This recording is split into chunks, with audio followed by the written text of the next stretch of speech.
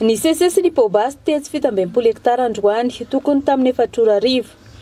Jola raindany izay efa nokaroana hatrinela no naharany mpitandro filaminana ka raikitra fifandolana satria tsy nanaiky mora foana ireto jola ireto fa namaly tamin'ny tifitra.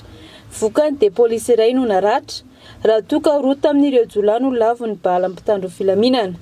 Mbola misy naman'izy ireo nitsoaka ka niafina ao anaty tsikafina.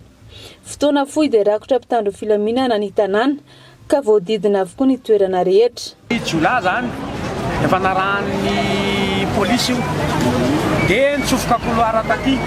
Ilay jola manana fitaovana mahery vaika ary tena jola tena andia amin'ny matanjaka koa matoma samy fananjona amin'ny polisy. Hitanay maso aloha dia polisy iray naratsa dia mba nentin'ny namany nakany amin'ny toeram-pitsaboana. Ny vaovao iaino aloha zany zao dia efa voadidina zany ilay olon-dratsy.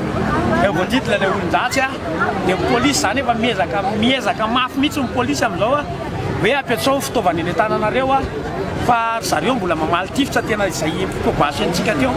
Dia tsy haiko izay farany eo aloha fa tsy haiko. Raha nambaran'ireo mponina etsy amin'ny fitambem-polo hektara dia matetika no ahitana tranga toy izao eny an-fokontany izay misy an'izy ireo. Nambaran'ireo mponina moa fa maro loatra ireo olona vaovao mpiavy ka tsy fantatra intsony izay tena olon-dratsy.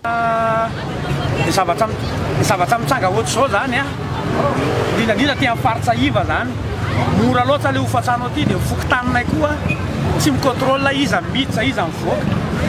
Dia izahay aty zao zay zao lasa maty mitataina lasa mitady ny zanakay rehetrarehetra amin'ny fianakaviana rehetrarehetra.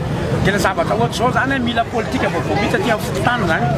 Satria ohatr'izao zao zay zao tena tsy mahafantatra mihitsy olona efa beda be mihitsy zao ny zavatra nitsanga tety Ndodampianaka fa firy ny maty voatifitra tety fa tsy mbola misy olona zany mivoaka taty aminay zany fa na olona mifindra monina io na olona mitsoka avany. Dia zay zany ilay izy zay. Marihana fa tamin'ny nora fotoana izay nialana teny an-toerana dia mbola nitony fikarohana an'ireo jola ambiny izay nitsoaka.